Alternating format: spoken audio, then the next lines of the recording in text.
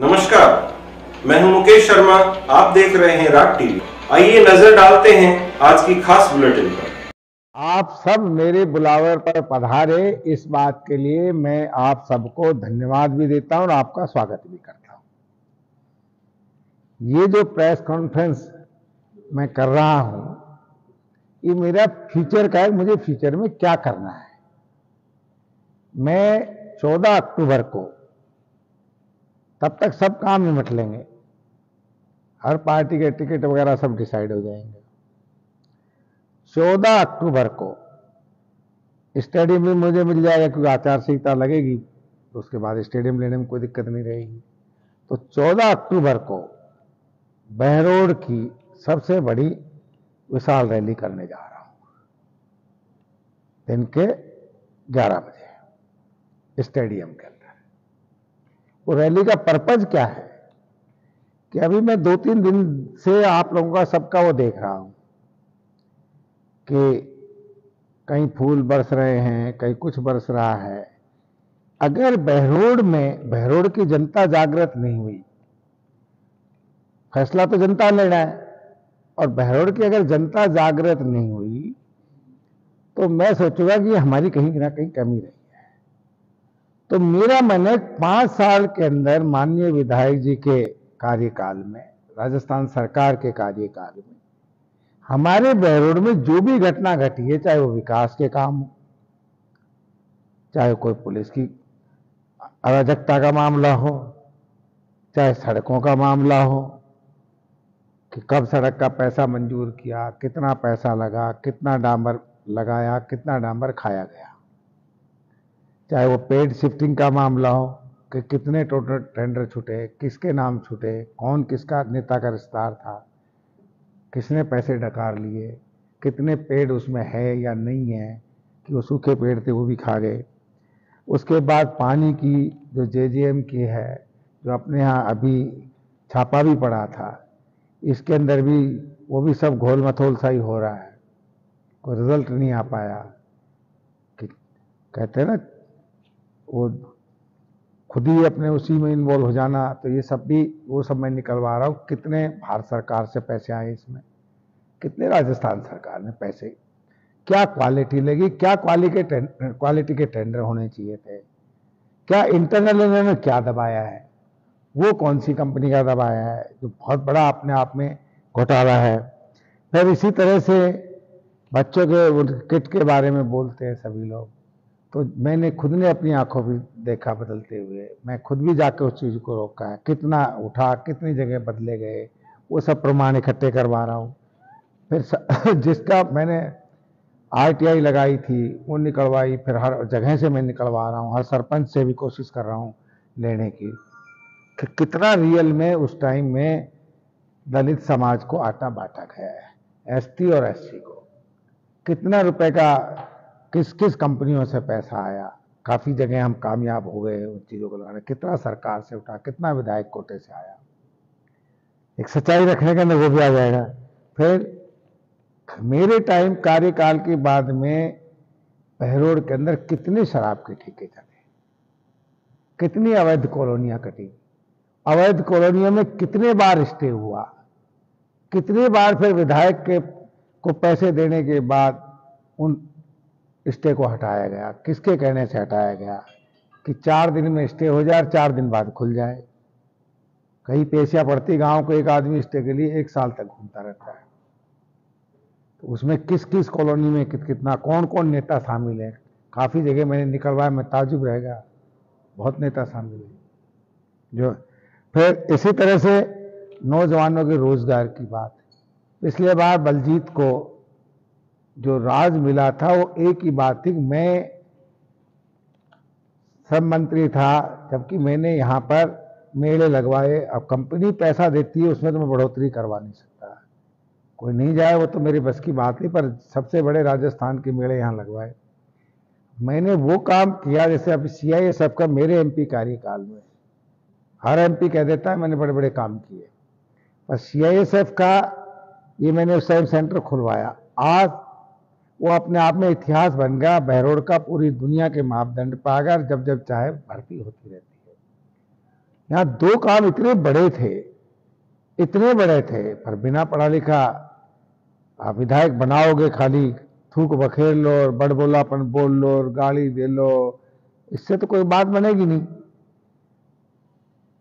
ITI जो ढिंडोर की थी, ये सीधी आईटीआई डायरेक्टली जोड़ दी गई थी। जो भी कोरियन कंपनी है, जो भी जापानी कंपनी है, वो एक भी अगर बच्चा लेगी तो इस आईटीआई से लेगी। अब 5 साल के अंदर कम से कम 5000 बच्चे भर्ती हो जाते हैं।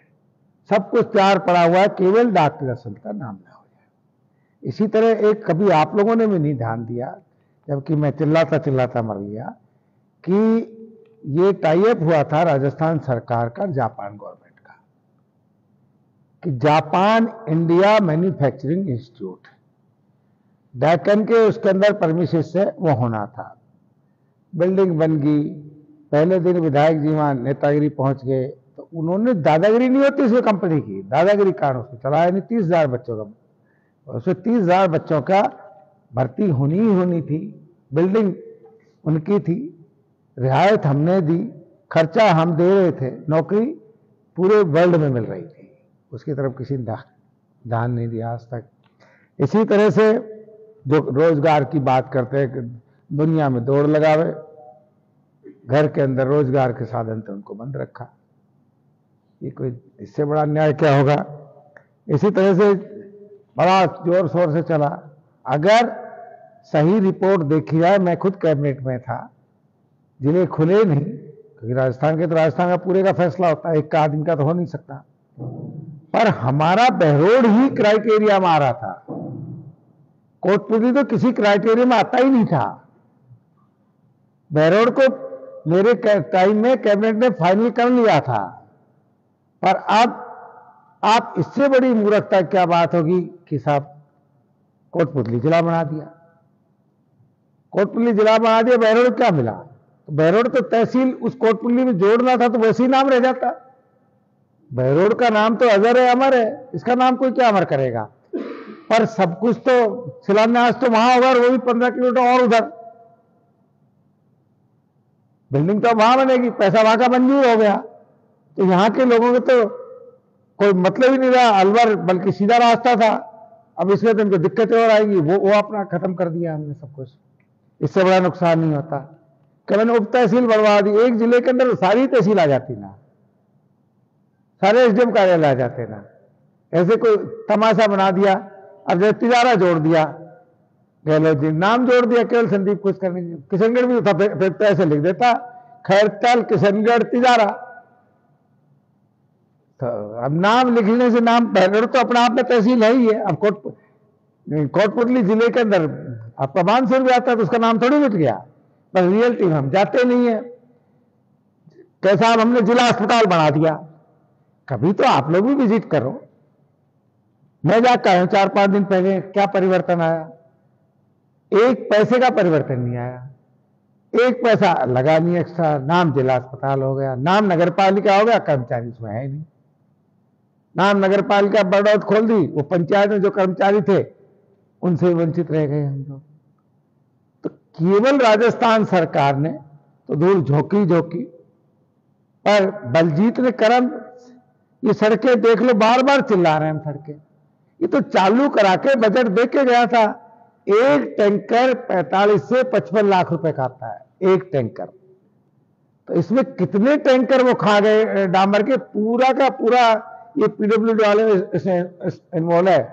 ओपन इसलिए कहने के बाद में, आखिर एक्स मिनिस्टर हूं, मैंने 10 बार ये बात कह ली, उनके विभाग को लिख दिया। ये कहां है एसीडी वाले?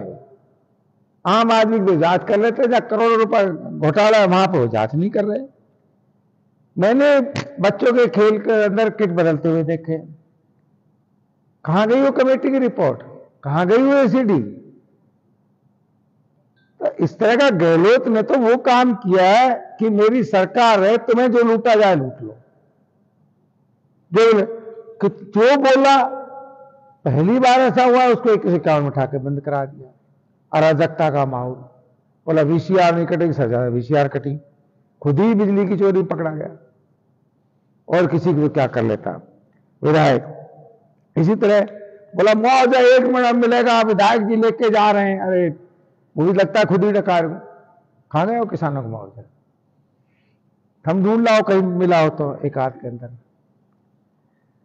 कितनी रोड के अंदर कभी हम इस लोग मानवीय आधार पर लेते, बलजीत में तो मानवता है ही नहीं, उसकी तो कहते हैं ना गैरती मर चुकी है इंसानियत की। आप इस रोड पे कितने एक्सीडेंट हुए, एक उसके भ्रष्टाचार के चक्कर में पता नहीं कितनी माताओं ने, कितनी बहनों ने अपना भाई खोया, कितनी माताओं ने अपने बच्चे खोए, उनकी गोद सुनी, कितने लोग विधवा हो गए, रोड मोटरसाइकिल, कितने लोग मरे, वो फौजी मरा और मरा, दुनिया भर के मरे, वो आज तक है हिसाब नहीं। इसी तरह से बोला बस स्टैंड मंजूर कर दिया है, तो आचार संहिता लगने वाली है। वहां तो मैं जाकर देख के आया, कोई देखने भी नहीं गया उस जमीन को, वो तो सारी अपने 5 साल के कार्यकाल में इसने कब्जा और करा दिया। फिर पहली बार है नगर पालिका का आज हिसाब लो, सबसे ज्यादा अगर दुनिया में कहीं भ्रष्ट नगर पालिका मिलेगी, अब तो नगर परिषद बन गई है, नगर पालिका मिलेगी तो बहरोड़ की मिलेगी। सफाई का देख लो, सिरसा जोड़ का देख लो, सीवर लाइन के पैसा मंजूर था, बजट मंजूर था, 5 साल निकल गए, अभी तो एक कंकरी भी नहीं लगी। फिर एक एक चीजें मैं ताजुब कर रहा हूं। मैंने बिड्डा के टाइम पे 8 करोड़ रुपया मंजूर कराया था, पर मैं चूंकि वो मंजूर करा के उनका सबका वो जारी करवा दिया था एफएस वगैरह, अब उसमें बदल तो सकते नहीं थे। मेरा पत्थर लगा हुआ है, उस पर तो गोटा कपड़ा लगा रहे थे। अगर तुम्हारे में हिम्मत थी तो कोई नई जगह रोड बना देते। पहली बार देखा है किसी विधायक को, क्योंकि काम तो किए नहीं, कि डामर पड़ रहा है तो उस सड़क पर पत्थर लगा दिया कि डामरीकरण नया हो गया। तो हर साल ये तो गवर्नमेंट का ट्रेंड है, कोई बोले ना बोले कि रहे ना रहे, वो तो आएगा। इसी तरह आप अपने इसमें जाके देखो पूरे बहरोड के अंदर कितने ले डॉक्टर हैं, और माताओं बहनों से पूछो ना जिनको जरूरत है ले डॉक्टर की। अपने पास कभी ये समझ नहीं आता है कि ऐसा कोई स्कूल नहीं है, खोल दिया इंग्लिश स्कूल, उनसे तो पूछो इंग्लिश के लेक्चर कितने लगाए हैं, बच्चों का भविष्य खराब कर रहे हो। खोल दिया महिला विद्यालय, महाविद्यालय, कहां है उसकी बिल्डिंग, कहां है उसका स्टाफ। एक भी स्कूल, एक भी अस्पताल, एक भी एसडीएम ऑफिस, एक भी तहसील, एक भी उप तहसील, एक भी नगर पालिका। मैं चैलेंज करता हूं इस विधायक को, ऐसा ला दे जहां स्टाफ 100% पूरा हो। तो स्टाफ ही नहीं है तो खाली नाम देने से तो कुछ नहीं होगा, खाली नाम दे दो। तो ये काले कारनामे हर चीज में जो ये भ्रष्टाचार की भेंट चढ़े हैं, इनकी सबकी फाइलें तैयार करा रहा हूं। और एक तरह से जो कहते हैं ना ब्लैक पेपर, 14 तारीख को सरकार का और इस भ्रष्टतम विधायक का ब्लैक पेपर जारी करूंगा, ओरिजिनलिटी उस पे।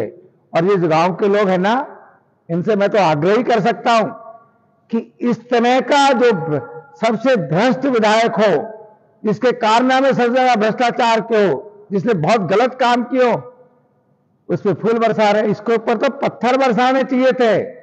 शर्म आती है उन लोगों को जो इसके ऊपर फूल बरसा रहे हैं। कहां से उन्होंने अपने जमीन को इस तरह से कमजोर कर लिया कि डर के मारे एक प्रिंसिपल फूल बरसा रहा है 1 महीने के कारण आगे। 11 बजे मावरी के अंदर सरकारी कर्मचारी फूल बरसा रहे। अगर दिल था तो अपने अपनी जेब से ना लगा के, ये जिनके पास भ्रष्टाचार के पैसे वही जेसीबियां खड़ी कर लेते हैं, वही बिस्कुट बांट रहे हैं, वही केला बांट रहे हैं, वही ये बांट रहे हैं, जिनका आज ही हालात है, और खुश हो रहे हैं बलजीत जी फोटो खिंचा के, महिलाओं को नचा के। पहले वो स्कूलों में डांस शुरू करवाए। तो इस तरह के ये जो 14 तारीख की रैली होगी, ये उस दिन आखिरी जवाब देना होगा, जो प्रमाण सहित दूंगा, लोगों को समझाने की कोशिश करूंगा कि इसका हक नहीं है कि इसको आप एक भी वोट दें, इसको हक नहीं है कि इसके साथ जरा सा भी जुड़े। फूल बरस रहे, मैं तो समझा था पत्थर बरसेंगे, पता लगा कि ये कह रखी है कि फूल इसे जल्दी जल्दी कर ले कि फिर क्या आचार संहिता लग गई तो फिर तो बातें ही बरसेंगे। ये मेरा उद्देश्य। क्वेश्चन ही नहीं रहेगा, सारे टिकटें भी बट चुके होंगे, सारे युद्ध भी तैयार हो चुके होंगे, रण क्षेत्र भी तैयार हो चुके होंगे, तो वो उस दिन वो सारा ही काम उसी दिन करूंगा। जब एक एक आदमी तैयार होगा और ये ढोंग पने से इसके ऊपर फूल बरसाएंगे तो ये राक्षस इतना मजबूत हो जाएगा सारी भैरव को निगल जाएगा।